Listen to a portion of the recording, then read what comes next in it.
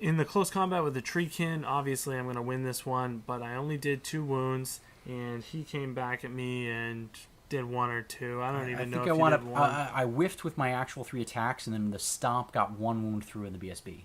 Okay, yeah. It's a bummer. I would have liked to do another 2 wounds to him. Obviously, would have been huge. Didn't do much. Regardless, you needed a double 1 to stay, and you didn't do it.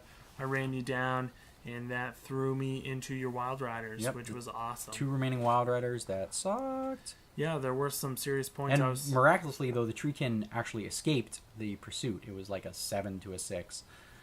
And so I had hopes that they would rally and come back and, do something good. In the combat with the Branch Wraith and the Dryads, I didn't do barely any wounds, maybe 1 or 2. But you didn't do many back to me, and with my charge bonus, my banner, my flank... Yeah. I had actually a super round. This was the one where the spiders did 6 wounds, and I made 5 out of my 6 5 saves. Yeah. The Night Goblins failed their fear, so they were doing nothing. Only it wasn't nothing because they did 4 after the rerolls. 1 wound, and I managed to save it, again, miraculously. So I killed 3 Night Goblins. The stupid nets were the huge difference here. The nets are enormous. -1 strength kills you when you have no static res and you're relying on wounds. Well, anything that it affects an entire unit is powerful in AIDS. Oh, absolutely. I wound up losing by 1, I think, just to the charge, really, and broke. Because, God forbid I can make a break test on a 7. Let's see. So I think they wound up pursuing into War Dancers. Yeah, my Night Goblins and my Spider Riders were both able to overrun into the War Dancers, and my Night Goblins were luckily on the flank. So I felt pretty confident that I was going to be able to win this combat in the next turn. More net fun. Yeah, I passed the turn over to Ragnar. Okay, so on mine, my Treekin failed a rally, despite the general being right there and run another 6 inches. Great job.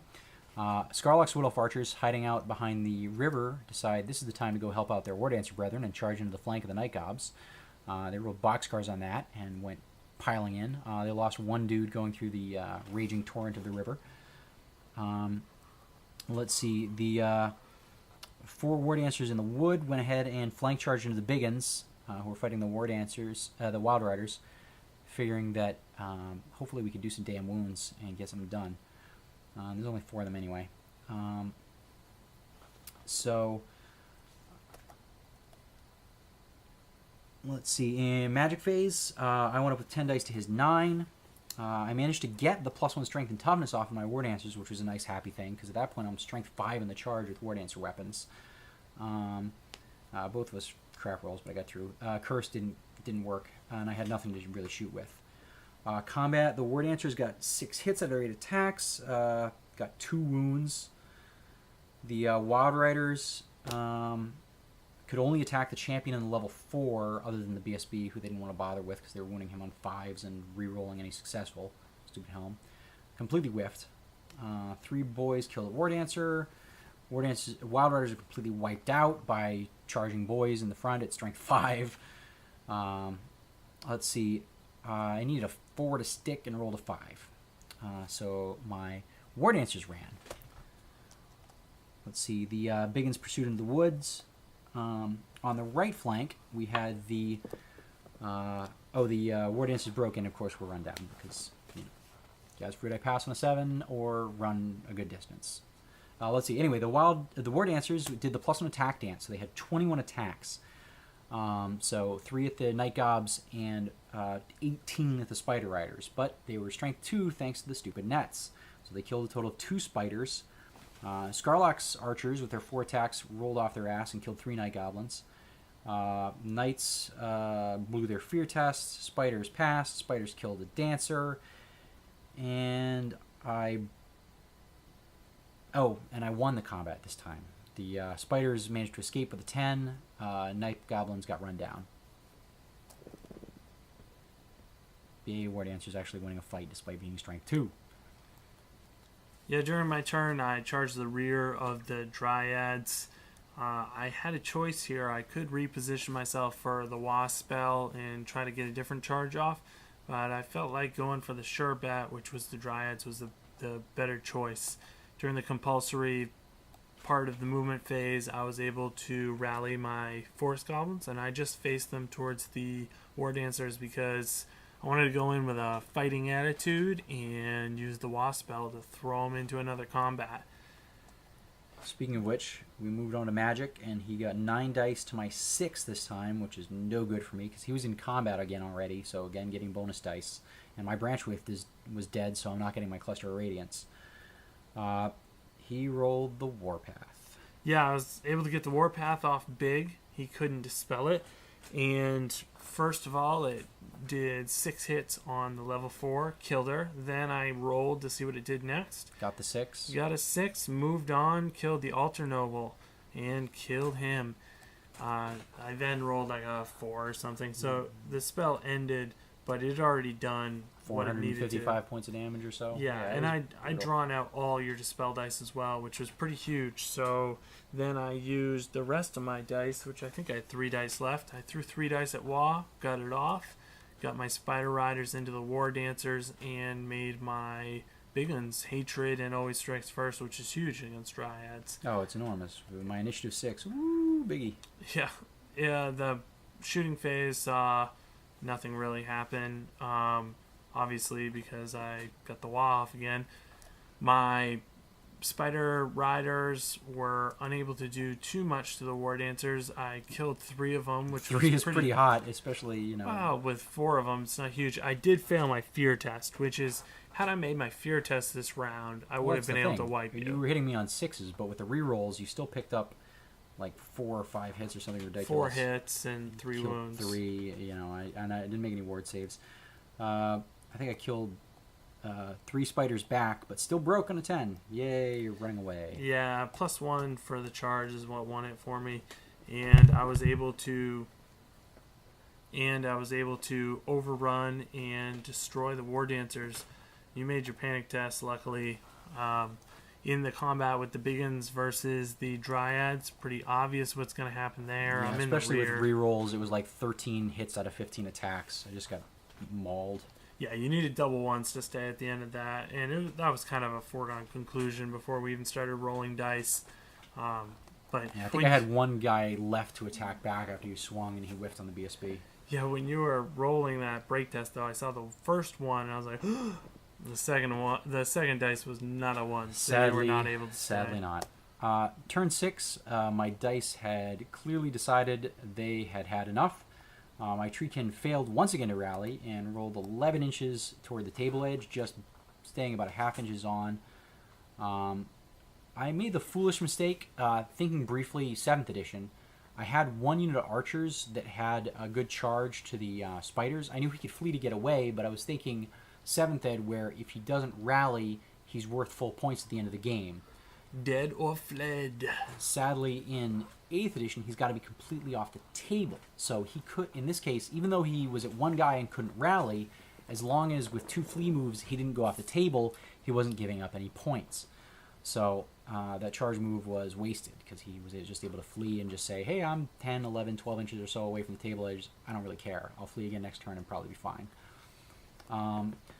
Let's see. The other archers, though, thankfully there were 2 other units, and bizarrely in 8th, something again Matt taught me tonight was that I can reform and still shoot, which was a huge help. So I was able to reform a unit of archers and at short range of that 1 last spider rider and shoot the crap out of him. Yeah, at this point, we called the game. We still had my turn, and I could have destroyed his treekin.